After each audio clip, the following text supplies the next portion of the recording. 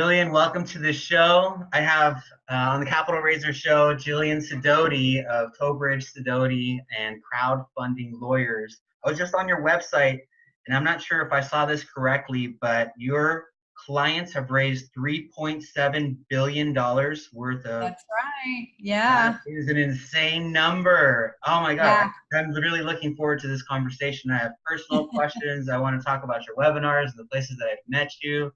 And one thing that I want to note is of all the lawyers that I've spoken to, just in general, not necessarily on the show, you have been the most available. So every time that I reach out, you're quick to respond, and I love that about you. So let's get started. I want to dive right in.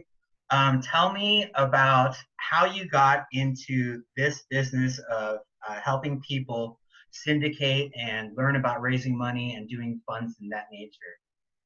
So I actually was in the commercial real estate space. I was doing condo conversions in San Diego before the last downturn, and we ran out of capital. We, had leveraged all of our properties to the nth degree, and that was great. I mean, it was great in the sense that there was capital available, but then if we wanted to continue doing deals, we needed to get equity financing. So we actually ended up going out and trying to raise private capital ourselves.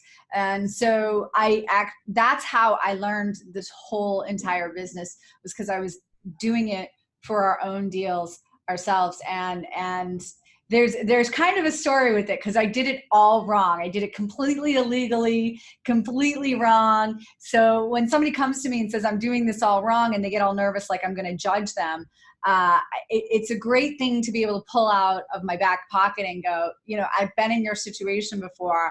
I was raising money for my own deals. Well, they weren't my deals, but they were the company's deals. And I was doing it all wrong too. And I quickly learned, hey, we got to change this up. We got to do it a different way. And so I did, and started doing private placement memorandums, figuring out how best to communicate with investors and making sure that they were fully informed of what they were investing in and what they needed to be aware of.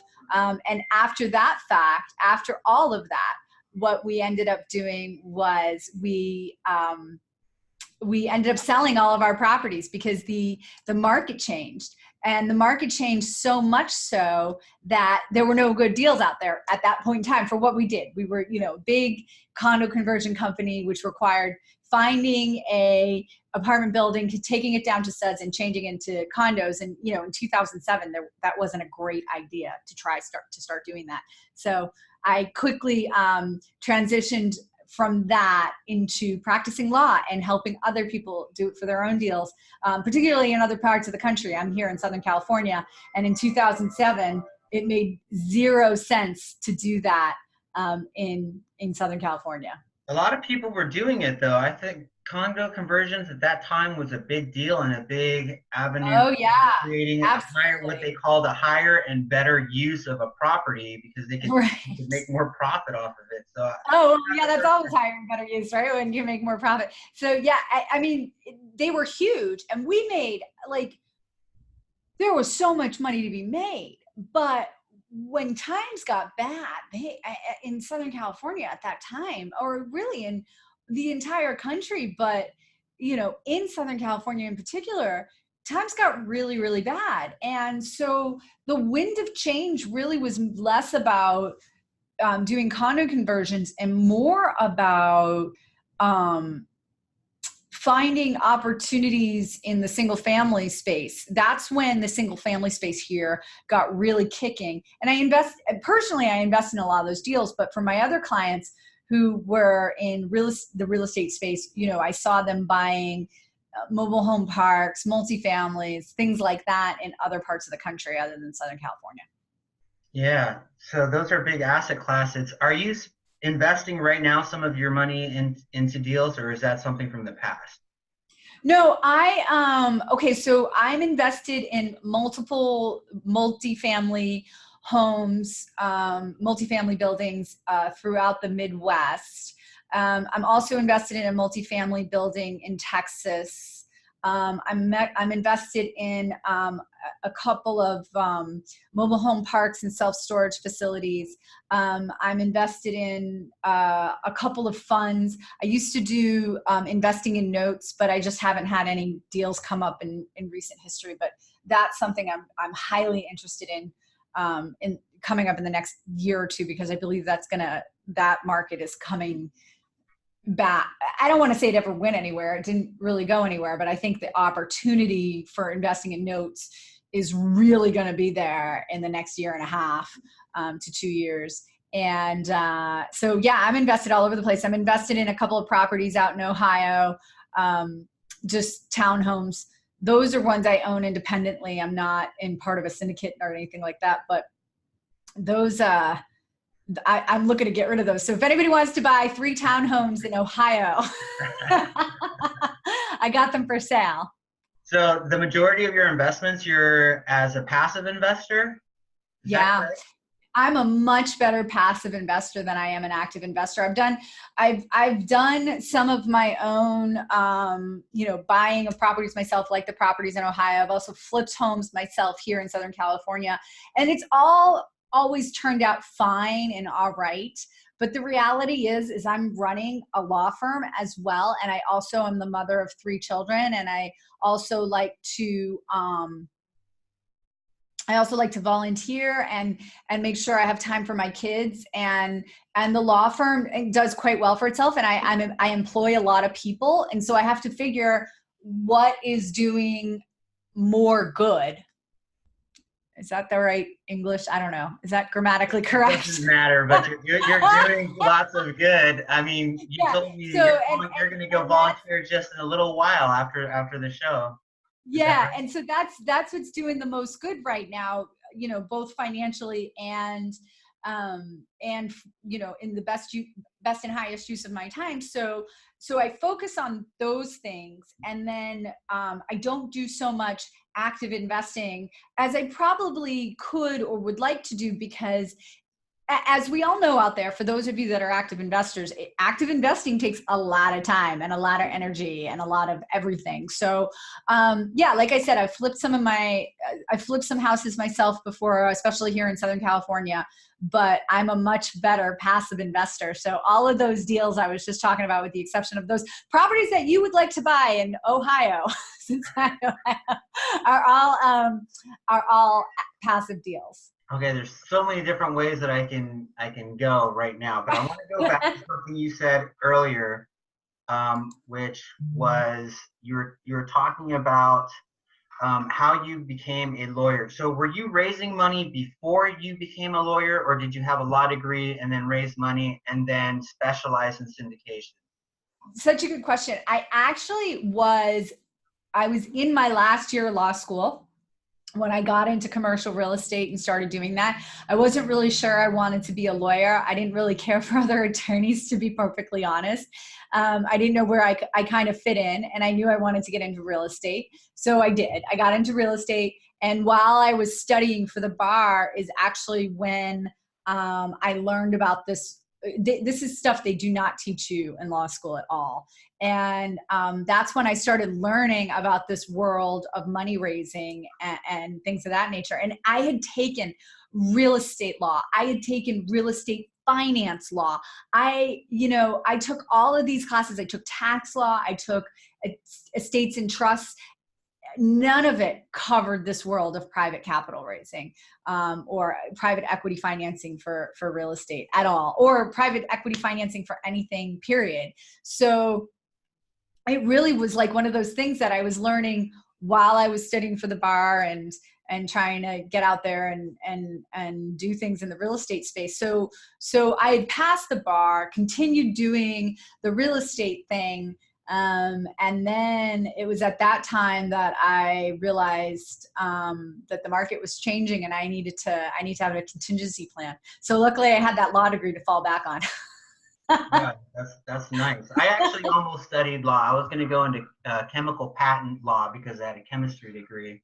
Yeah, that's a whole different, ball of wax. Yeah. Totally personality, different bar exam even. It's crazy. Yeah.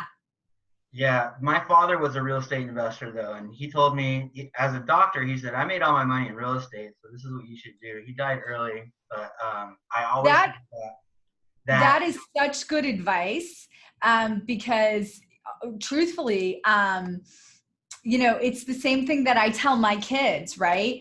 I tell my kids all the time, don't, look, it's done a lot of great things for me. But at the end of the day, I invest just like anybody else. And what I tell them is find a way you can make money in your sleep. That's what it's all about. If you can find a way to build wealth and free up your time where you're not, I continue to trade my time for money, where you do not have to trade as much of your time for money and you can make money in your sleep. That's what you should be focusing on. And then also along with that, something that's fulfilling and that can, provide for the greater good, not to get all, socialist and communist and what I do on your program. hilarious.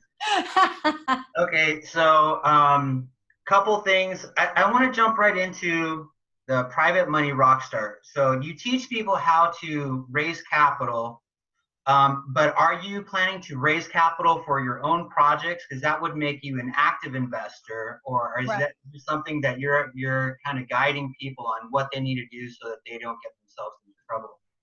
One of the things that's so great about working in this firm and having done things that I've done for as long as I've done them is that I've been able to develop these relationships with, other funds, hedge funds, private equity firms, family offices, and places like that that can actually finance deals if the deal fits their structure. So one of the things that we try to do is not only provide people with the legal paperwork through the firm, but through Private Money Rockstar, I try to provide people with the education on how to go out and actually raise the capital effectively and legally. So it's all kind of tied into one, because I can write you the most glorious documents in the world, but they'll do you no good if you don't know how to raise the capital. But you have to have both of those factors if you want an introduction to one of these types of private equity firms. And so I really created the program for two reasons. One, to better prepare people once they got these documents of how they were going to go out to their friends, family, loved ones, and handle them properly, or even out to the general public or what have you.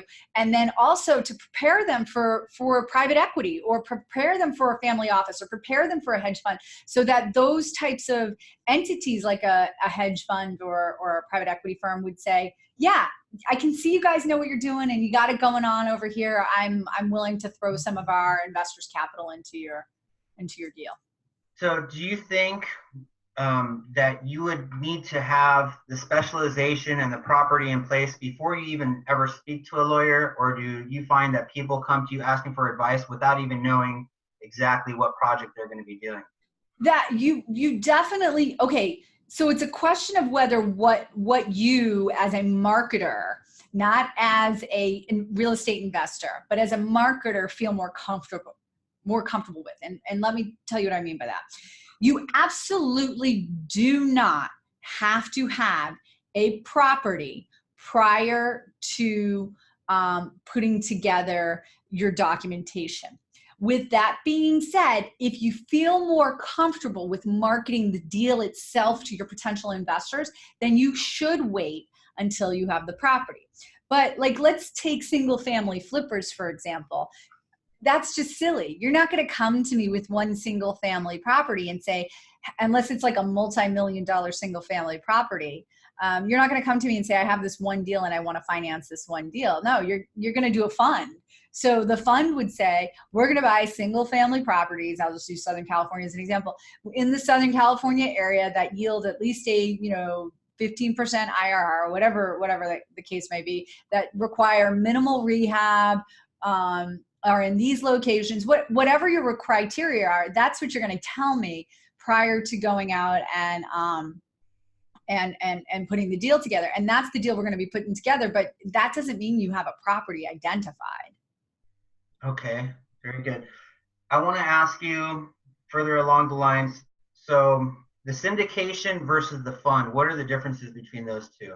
That's a great question. A syndication is simply, an asset, an identified asset of which you're raising money for. And this transcends real estate, by the way. You can syndicate a film. I've syndicated racehorses before. I've syndicated collectibles and other assets. So it transcends real estate. But a syndication implies that there is an asset, there's a specific asset, and we are raising money for the purposes of purchasing or whatever that specific asset.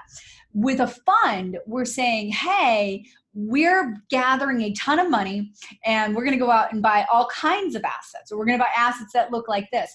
But we might not necessarily know what those assets are quite yet. Okay, and the different types of ways, since I want to take advantage because I have a lawyer on here. So we can go into Regulation A, crowdfunding. We can do the 506B, and then the accredited investor 506C. And like, what are some of the other ones? Are these the most common ones? Because I just heard about Regulation A from a guy that's doing basically an automated online capital raise through Regulation A, and I had never heard of that because I'm just like the basic, hey, what do multifamily syndicators do? They do a 506C. But I'm coming across there's other ways to do this, and I don't really. Right. Maybe you can educate us a little bit about that. So a Regulation A offering allows you to raise as much, not as much money. I mean, it allows you to raise up to $50 million from any investor, whether they're accredited, unaccredited, sophisticated, it doesn't matter. They can be any investor. They can't invest more than 10% of their net worth or net income, whichever is greater, but any investor can invest. And then what that is, it's basically a public offering. So what you have to do is you have to get that offering approved by the Securities Exchange Commission. And so this process takes anywhere from 3 to 6 months, or at least that's what you should plan for it to take, 3 to 6 months in order to go out and raise that capital. Okay, and then the differences between, what are people using typically to syndicate properties? What kind of a regulation? Is it the 506B? Yeah, 93% of the people who use Regulation D are using 506B as in boy. 93%. That's a real statistic. I didn't make that up. I actually pulled those statistics from Edgar, which is the online SEC database. And so what that means is anybody who's out there raising private capital under Regulation D, 93% of them are using Rule 506B. And that allows them to raise as much money as they want from both sophisticated investors and accredited investors. And they cannot do any advertising for those investors. So in other words, they have to have what's called a pre-existing relationship with the investors prior to making them an offer to invest. Now, 506C, on the other hand, allows a company to raise up to as much money as they want from only accredited investors, those people who make $200,000 a year as an individual, $300,000 a year as a married couple, or have a net worth of $1 million exclusive of their primary residence. So C allows them to raise that kind of capital, and they can do advertising, but only from accredited investors. So those are your two private money choices. Flipping back to Reg A, most of my clients who are doing Regulation A offerings are people who've been raising money before, and now they want to move to the next level of using Regulation A. So my most famous client, if you will, is a guy by the name of Grant Cardone, who has these funds where anybody can invest, and you may or may not have seen him on Facebook touting those. But I have a couple people like him who are out there raising capital for their real estate deals using Regulation A. Crazy. How did you get Grant Cardone to, I mean, you're an amazing lawyer, but how did that connection take place? How did you get a hold of him? How did you get a hold of him? I didn't get a hold of him. He got a hold of us. He called us. He found us online. And I don't know if he saw some of our videos or just our website or what have you. And then I 10X the living daylights out of him.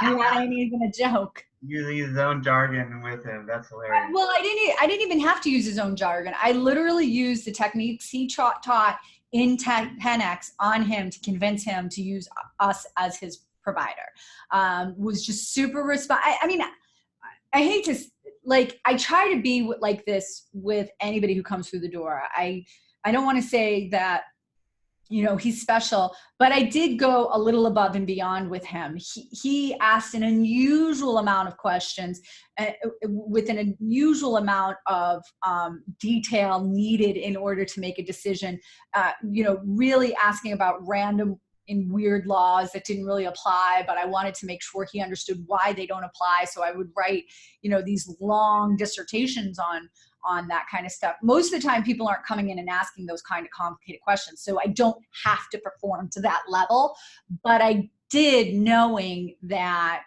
I did with him, knowing that it would pay off at the end of the day, because I thought, okay, I'll answer all these questions and then I'll have, you know, material for future articles or what have you, if I write all these answers up for him.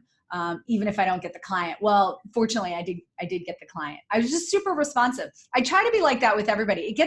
I do say it gets difficult, especially if you're answering the same questions over and over and over and over again, and people don't seem like they're gonna do anything, and they're just asking for free legal advice.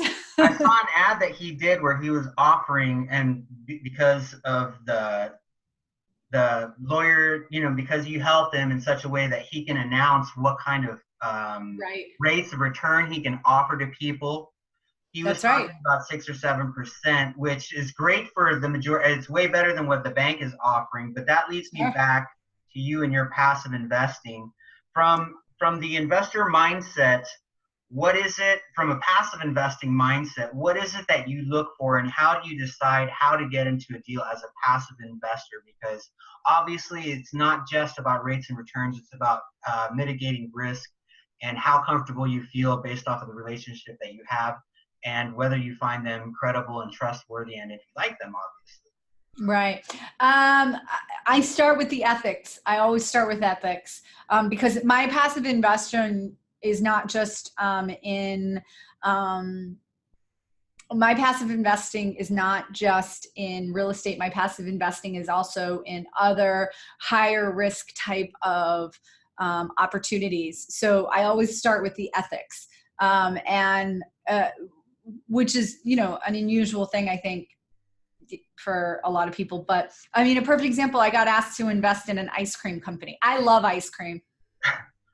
I do. But the reality is, and this is a terrible example, so please don't anybody take on my ethics for your own investing. But my thought process is with looking at, you know, where we are with, like, the Amazon is burning down now because they've been trying to clear land to raise cattle. I know that's beef production and not milk production, but, and the ethical treatment of cows in general, anywhere for milk production. I can't ethically invest in an ice cream company, no matter how good the returns might be. So I start with the ethics. It's the same with my real estate investing to a certain extent. Is this somebody who's going to ethically run this building? Are they going to treat these, like if it's multifamily, are they going to treat these tenants well? Are they going to provide a comfortable and reasonable living environment while also managing the property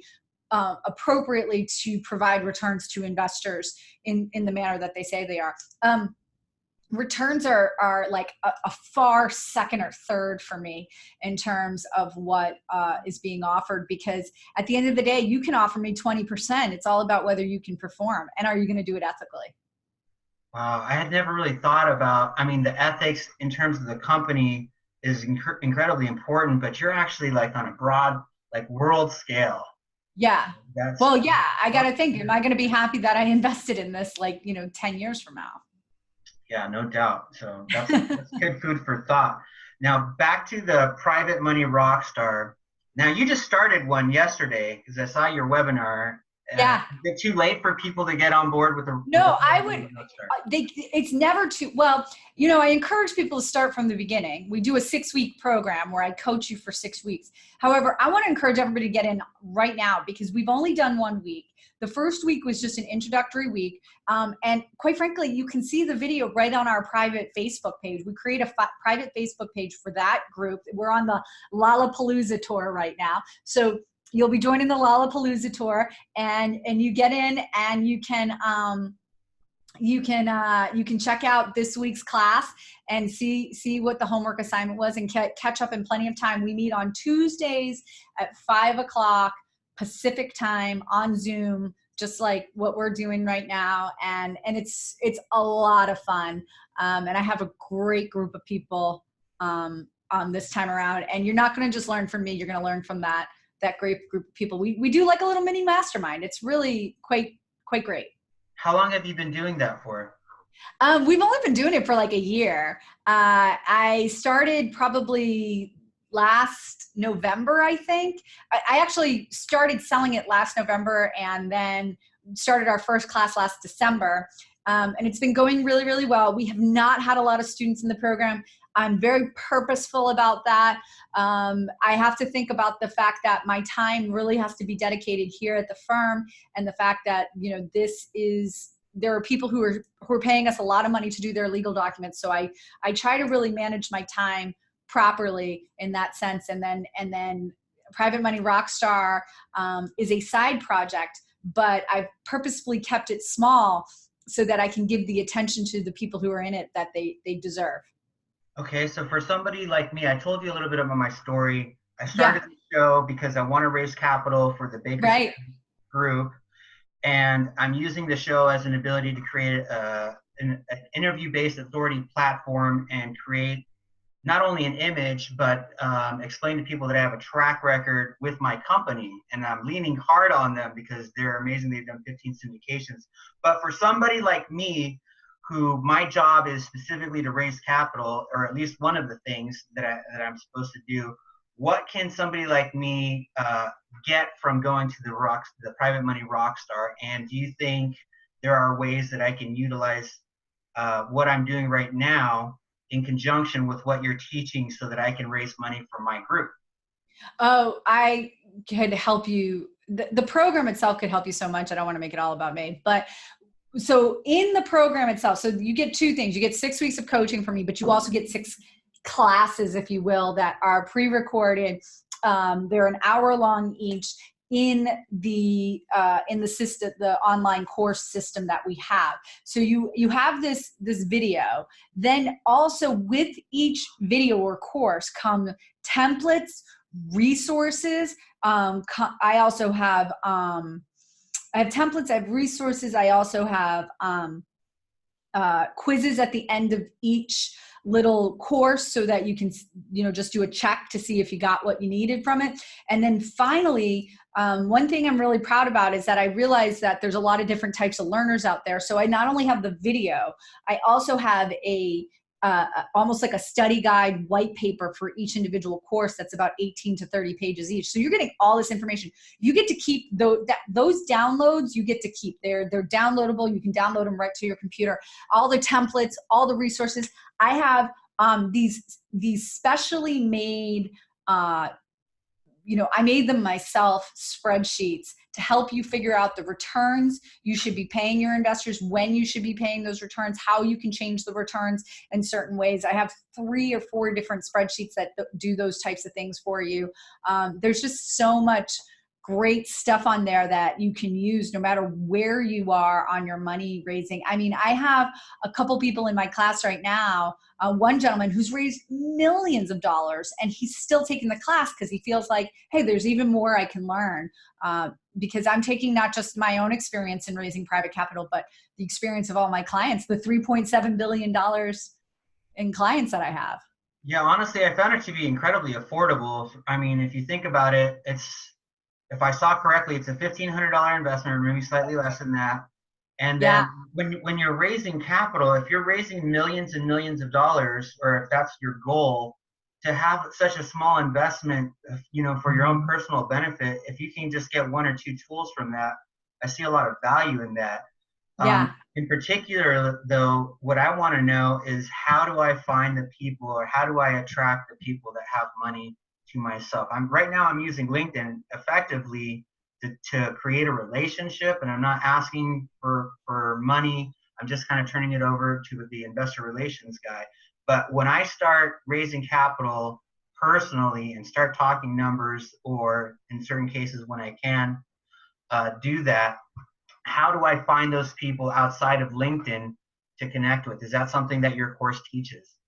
Yeah, well, actually, I don't even like LinkedIn, to be perfectly frank. So if you're having success with LinkedIn, I am actually very excited and I want to hear more about that, because I have found in just in recent history that LinkedIn provides, a lot of spam a lot of times from people. I have a lot of connections on LinkedIn, and I feel like every other connection that I make is somebody trying to sell me something, which is, it is what it is. So I'm not going to just teach you how to utilize LinkedIn effectively so you don't annoy the living daylights out of everybody, but also how to use Bigger Pockets effectively, how to use Facebook effectively, how to use Instagram effectively, all of those channels. I particularly have a particular like for Facebook. I've had a lot of success on Facebook. I've had a lot of clients that had success on Facebook, and really kind of teaching you how to attract people from that, attract people from your own backyard as well. And really what we want to do is we want to flip it around. We don't want to make it so that you go out and find these people. We want to make it so that these people find you. Wow. And then they're asking you, how can I invest? And you can do this. You can absolutely do this. You're no different. And I sincerely mean this to everybody out there. You're no different than Grant Cardone. It just might be a smaller scale and a smaller pool and smaller raise of money, but you can make the same thing happen. He came to me because he had people asking him, how can I invest with you? And he had no way for them to invest, because he was only doing these offerings for accredited investors. So we changed that for him so we could take money from unaccredited investors. So let's make it so that people are asking you, how do I get in on this? You seem to know what you're talking about. How do I get in on this? And I teach you how to build all that out. Crazy. Okay, that sounds really good. Now, yesterday on your webinar, I want to go into this while it's in my mind, while it's fresh here. Now, you started talking about breaking the cycle, and you refer to it as a hamster wheel of chasing money, and you're annoyed by the people, or not by the people, but the private lenders, and how they basically make it very challenging for you to go out and put money into your deals if you're depending on them. Can you elaborate more on that? Well, okay, first of all, don't blame the private money lenders. I mean, like, I'm saying this not to you, but to everybody out there, don't blame the private money lenders for your own, setting up your company so that you're on a hamster wheel. The private money lenders didn't put you on the hamster wheel. You put yourself on the hamster wheel. And you train the private money lenders to believe that they should get some kind of Shangri-La for their $50,000. I mean, that's just ridiculous. So when you start teaching people, I'm going to give you a guarantee, and I'm going to secure it with a deed of trust or mortgage, and I'm going to and then you can look at all the property financials, and you can do this, and you can do that. Like, if you have property financials, yes, you should be giving those to the investor. That's making full disclosure. If you have information about the property and they're specifically investing in a property, you should provide that information for sure. But when you start putting all of the control in the hand of the private money lenders, you're never going to get it back. You can't just give it away and then go, oh, give that back to me, I made a mistake.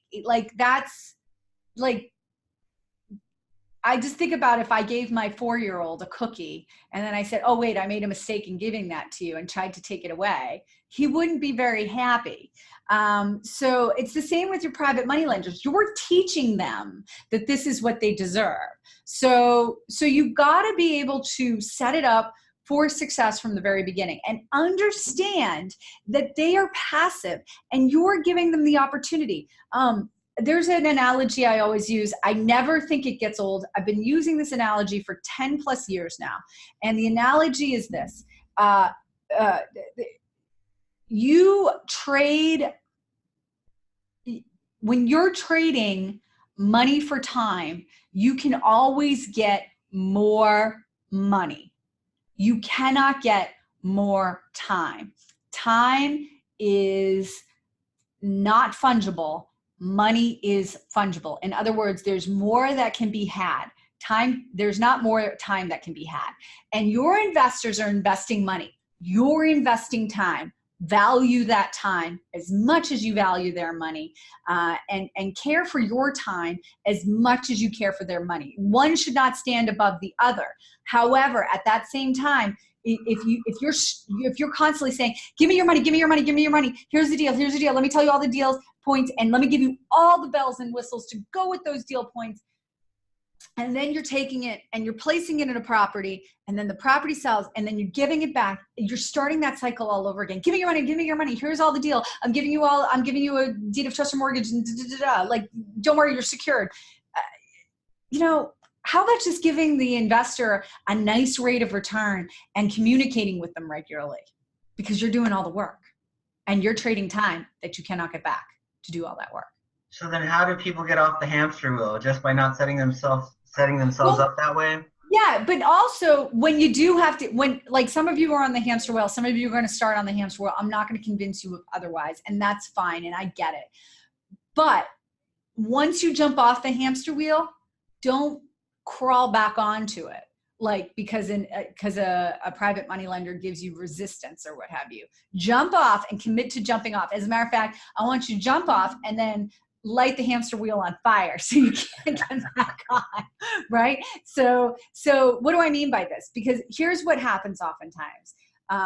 Somebody says, like, I've been using private money lenders. It's getting overwhelming. I can't manage them all. They're all over the place, blah, blah, blah, blah, blah. They each have different rates of return. They all get paid at different times. They all want different terms. And I'm tired and I can't manage it anymore. I go, okay, well then you should do a fund, or you should just syndicate individual deals and pool all the money together. And they'll go out and they'll do that. And they'll say to their investors, hey, I'm not giving you a deed of trust or mortgage anymore on one single property. I'm going to pay you an 8% preferred. I'm not going to give you the 12% interest I was giving you before. It's an 8% preferred. And then I'm going to give you a split on the back end.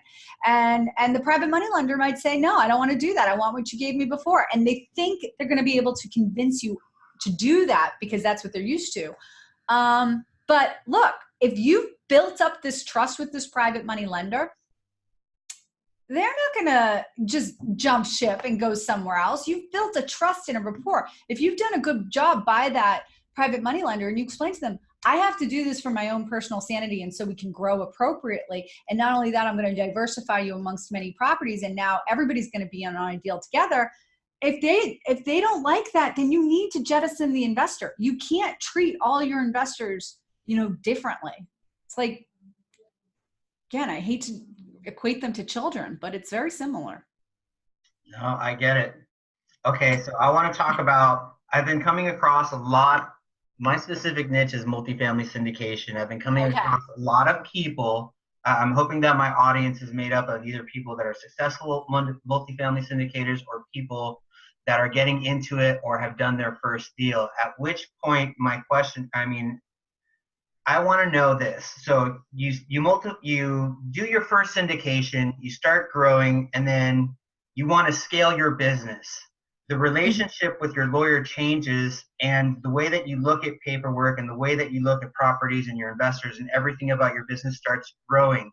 What evolves for them in terms of legalities and in terms of the changes and the types of paperwork that they do as they start to scale their business? If you're scaling your business, if you're doing a multifamily syndication, for example, and you're raising money from multiple investors to put into the syndication, you have to have a couple of different documents. The first one you have to have is a private placement memorandum. And the best way to describe this is it's the depressing story of the investment. Why depressing? I hate to say it that way, but that's exactly what it is, because we want to disclose to your investors, look, these are the things that could go wrong. And it's an unfortunate way to do things, but that's unfortunately what has to happen. So it's the depressing story of the investment. It tells the investor the who, what, where, when, how much, why of the investment opportunity. That's supported by, most of these deals are done in a limited liability company. So that's supported by an operating agreement, which tells us how the company is going to operate, how it's going to run, what the organization is going to be. And then also that's all tied up with what's called a subscription agreement. And the subscription agreement is between the company and the investor, where the investor says, I've read all the documents, I understand what's going on, I'm ready to invest. And they fill up that subscription agreement, ready to go. Okay, and then the investors that put their money into the deal, they receive legal documents called, I think they're like K1s, I think I've heard referred to. I'm really uneducated in that specific part. I refer that out to the rest of my team who knows what they're doing. But what are those documents, and can you go into further detail about that? So if I'm a multifamily syndicator, what kind of stuff do I need to give to my investors? So here's what you should be doing. You got to set up, and this goes back to our getting off our hamster wheel. When you're dealing with several different private money lenders, who are on this hamster, who all have different properties and all different reporting times, one of the things you should be setting up from the outset is, hey, we're going to report to you once a quarter. This is how we're going to report to you. Here's the report we're going to give you. And that's the number one thing you should be giving them, is like regular reports, but they're preset at particular intervals so that you set expectations appropriately. Then you mentioned K1s. K1s is just a tax form they receive at the end of the year. It tells the investor, here's what you need to report on your personal taxes at the end of the year. Okay, very good. I think that helps. I think they're going to love this information. You've been amazing. Do you want to give people your contact information so that way they know how to get a hold of you? I'm connected with you on Facebook and Instagram, but what's your preferred method of contact? You know what? If you guys want to, if you want to friend me on Facebook, I'm constantly reaching the 5,000 person limit, but I certainly don't mind accepting your friend request. If you message me that you saw me on this program or something to that effect, I'm happy to accept your friend request on Facebook. I'm very active. That's where you're going to see all of our cool free stuff, free videos, free webinars, all that other great stuff. But if you want like a consultation, we do 15 minutes free. Just go to meetme. Or actually just go to our website, crowdfundinglawyers.net. And you can find my calendar right there, and we can have an appointment to chat about your deal. Fantastic. It's been a pleasure having you on the show. Sorry to kind of end abruptly, but we're going along. And we have a limited amount of time. It's been so fun, though. I'm hoping that maybe I can invite you back to the show, and you'd be willing to do like a live version so that we can get a different audience that just can go right to it. Oh, yeah, I would love to. And then I'll answer live questions and all that other fun stuff. Yeah, that'll be great. Okay, so I'll get you your link to everything, and then we'll put your logo on here. So I need to talk to you about that afterwards. Sure. But we're super excited because we're debuting the show tomorrow, which is going to be September 6th. And your show should be on in mid to early September as well. Perfect. And we're going to be, we just got the hosting platform, and we're going to be on YouTube and awesome. iTunes and Spotify and Stitcher and like all these places. So I'm really excited. And I want to say thank you to the audience. I'm not a professional speaker, and this is something where I just really approached it from ready, fire, aim.